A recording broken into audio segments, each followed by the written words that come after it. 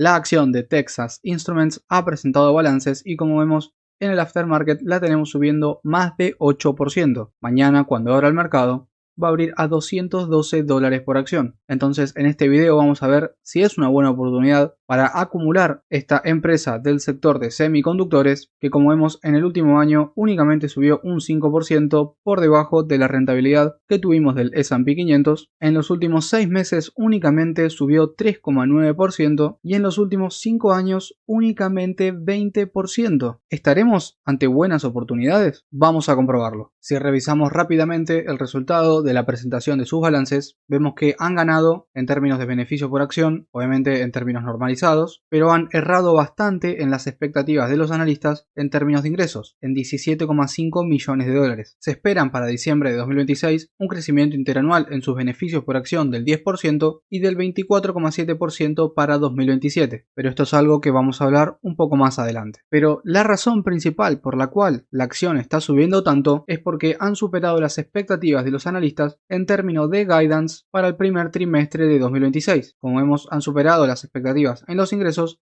y en sus beneficios por acción. Es por eso que se encuentra tan arriba en el aftermarket. Lo primero que debemos saber es que esta acción es una gran pagadora de dividendos. Como vemos, un dividend yield del 2,8%, lo que refleja un pago anual de $5,5 y ha aumentado este dividendo a un casi 13% por año en los últimos 10 años. Obviamente se ha desacelerado en los últimos 5 años a un 5,5%, pero como vemos en pantalla, la subida ha sido exponencial y bastante segura año tras año. Pero si ustedes son fieles seguidores del canal, saben que hay algo que no me gusta para nada, y es el Free Cash Flow Payout Ratio en un 192%. ¿Qué significa esto? Que el flujo de caja libre actual no puede cubrir el pago total de los dividendos y que están debilitando la cuenta de balances a través de la toma de deuda. Como vemos, el flujo de caja libre en los últimos 5 años ha caído a un casi 14% por año. Pero, ¿por qué está pasando esto? Lo podemos entender si nos fijamos en sus presentaciones de balances. Al entrar al Investor Relations de Texas Instruments, si bajamos un poco, lo primero que nos dicen desde el management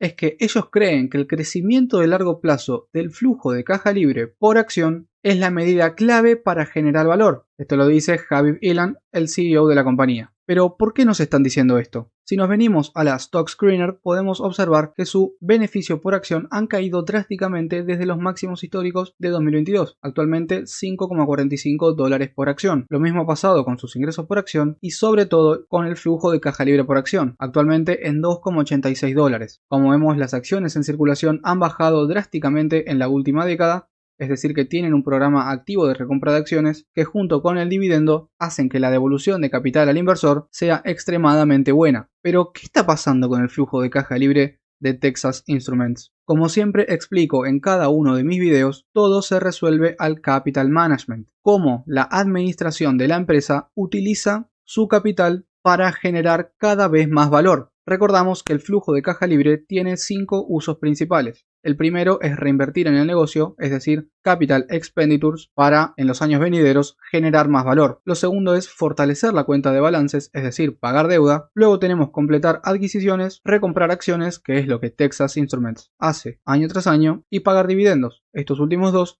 se resuelven a la devolución de capital al inversor. Una vez que comprendemos estos conceptos, podemos pasar al capital allocation. El management lo primero que nos dice es que están al 70% del recorrido de un periodo de 6 años de capital expenditures elevadas. Estas inversiones de los últimos 6 años les van a permitir crear chips de bajo costo y, lo más importante, generar crecimiento en el flujo de caja libre por acción. Si bajamos un poco podemos ver el objetivo y la estrategia de la compañía actualmente. ¿Cuál es el objetivo? Maximizar el valor y el crecimiento en el largo plazo del flujo de caja libre por acción. ¿Cómo van a llegar a esto? A través de 3 puntos principales. Primero, tener un buen modelo de negocio. Luego, alocar el capital a las mejores oportunidades. Y tercero, ser eficientes. Es clave que el management entienda y priorice el crecimiento a largo plazo en vez de priorizar el de corto plazo. Esto es algo sumamente positivo que tiene la administración y la empresa en general de Texas Instruments, que no se preocupan por lo que pasa en el presente, que ellos van a sobrevivir. Lo importante es lo que viene a futuro. ¿Y el futuro qué es? Chips e inteligencia artificial. Y es justamente por eso que están tan tranquilos y están enfocados en su estrategia. En esta presentación nos dan un ejemplo de lo que podrían llegar a ser sus márgenes. que en vez de 200 milímetros de wafer lo quieren hacer de 300. ¿Por qué es esto? Porque baja los costos básicamente. Acá está el ejemplo. La pieza principal del 200 milímetros sale $1. Lo mismo sale el de 300. El costo del chip sale 20 centavos de dólar y 12 centavos de dólar en el de 300. Mucho más barato. Las pruebas y el ensamblado saldrían lo mismo, pero el total no así. 40 centavos de dólar para el de 200 y 32 para el de 300. Esto se traduce en márgenes más amplios. De 60% pasarían a uno del 68%. A ustedes les parece que 8% no es tanto, pero si hablamos de miles de millones de dólares, un 8% de diferencia en los márgenes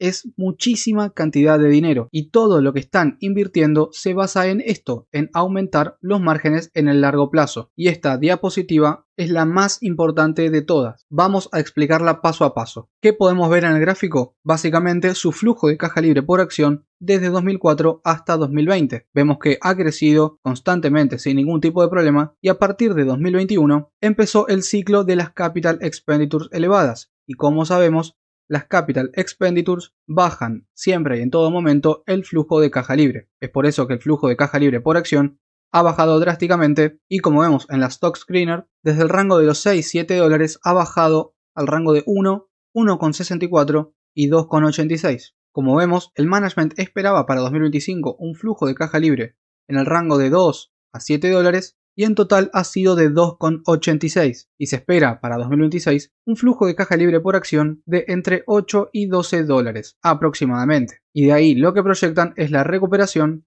ya que como bien decíamos van a salir de este ciclo de 6 años de elevadas capital expenditures. Es decir que, acorde al management, para 2026 van a tener un flujo de caja libre por acción de 8 dólares, lo que lo situaría en este rango de aquí en máximos históricos, y a partir de ahí seguiría subiendo. Nos dicen que el flujo de caja libre por acción empezará a seguir el trendline en 2026, mientras que crecen los retornos y las capital expenditures empiezan a moderarse. Si nos ponemos a analizar rápidamente su flujo de caja libre, vemos que en el 2025 prácticamente se ha duplicado y que los márgenes han aumentado considerablemente respecto a los años de 2024 y 2023, un 14,72% de Free Cash Flow Margin. Recordemos que esta métrica nos dice cuánto porcentaje de revenue, es decir, de ingresos, se convierte en flujo de caja libre. De cada 100 dólares de revenue, 14,72 dólares, en el caso de Texas Instruments, se convertirían en flujo de caja libre. Pero como vemos, el Free Cash Flow Conversion está bastante bajo, en 52%, y a nosotros más o menos nos gusta que sea de un 90 a un 100% aproximadamente. Así que estaría por debajo, lo cual no es una métrica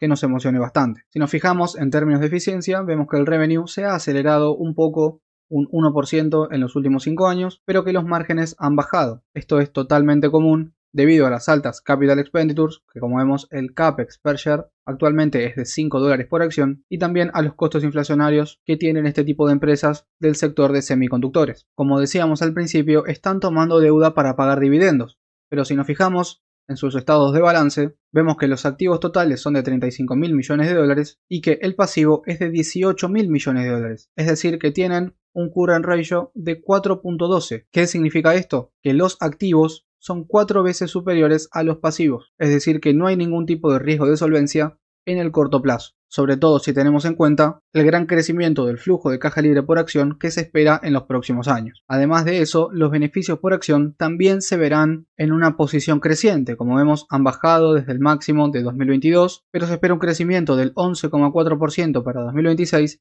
y del 24,7% para 2027. Es decir, una pronta recuperación gracias a lo que el management comenta, que el flujo de caja libre por acción es el driver principal, el motor principal de una empresa. Y es algo que yo menciono en todos mis videos. Lo más importante que hay que tener en cuenta es el flujo de caja libre. Y eso es un concepto que nosotros debemos tener en cuenta a la hora de invertir en este tipo de negocios. Debido al extremo crecimiento de los beneficios por acción que le esperan a esta empresa, obviamente está cotizando a unas valoraciones mucho más altas que la media, un 33.93 de Forward PE, y como vemos el promedio de los últimos 10 años es de 24.29.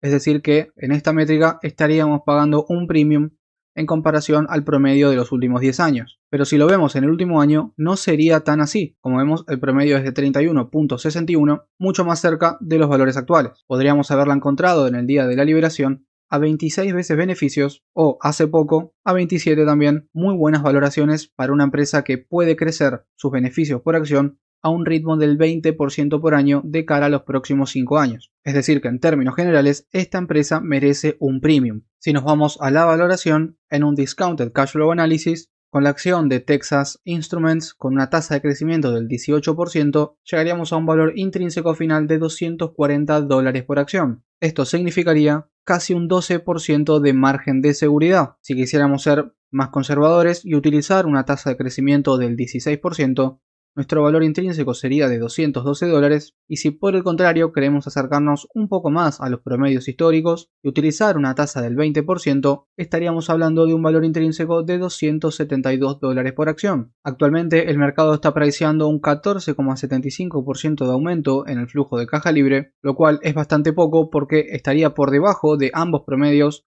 históricos, el de los 10 años y el de los últimos 5 años, y también por debajo de lo que proyectan los analistas. En un Dividend Discount Model, con una tasa de crecimiento del dividendo del 5,5%, que yo creo que es totalmente posible para esta empresa, y que como vemos ha sido el promedio histórico de los últimos 5 años, llegaríamos a un valor intrínseco de $232 por acción. En el output, promediando estos dos métodos de valoración, llegaríamos a un valor intrínseco final de $236, que significarían un margen de seguridad del 10%, por lo que nuestro valor aceptable de compra sería de $212 por acción, muy cerca a los precios actuales de la misma. Algo no muy positivo para esta empresa es que los analistas de Wall Street ven una caída del 8,7% para los próximos 12 meses hasta los $194. Yo no concuerdo para nada con esta proyección, pero como siempre trato de ser lo más transparente posible y de traerles todas las informaciones necesarias. Si hacemos un análisis de sensibilidad para proyectar futuros retornos, vemos que los analistas estiman un crecimiento del 20,5% en sus beneficios por acción hasta el año 2029, y que si proyectamos el P/E ratio histórico de los últimos 5 años, que es de 25, para el año 2030 tendríamos retornos anualizados del 8,4% por año, lo cual supera las rentabilidades del S&P 500. Pero si los beneficios por acción suben a este ritmo, los inversores van a estar dispuestos a pagar un precio más elevado, un múltiple mucho más amplio. Así que podríamos estar hablando de que suba tranquilamente a 30. En ese caso, los retornos anualizados para el 2030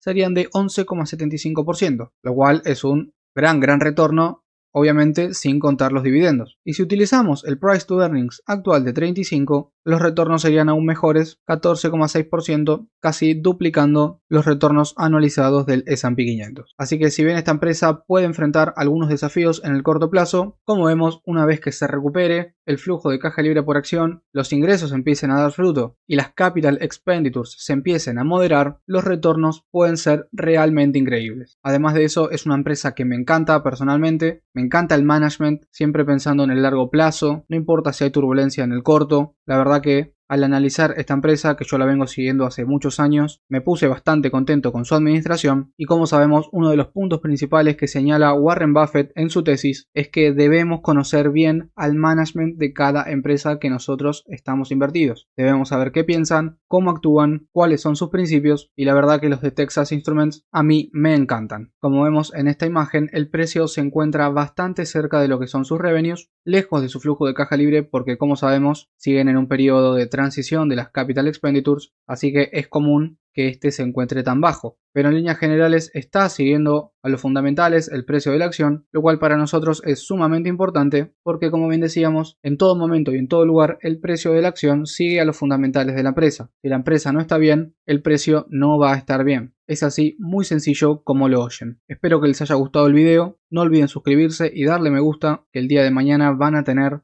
la ansiada planilla del Discounted Cash Flow Analysis, así que activen la campanita y suscríbanse al canal y estén atentos a mi Substack, porque como saben todos los domingos les traigo un resumen semanal de lo ocurrido en la semana, así que vayan a suscribirse también, tienen el link en la descripción. Espero que les haya gustado el video, nos vemos en la próxima. Chau chau.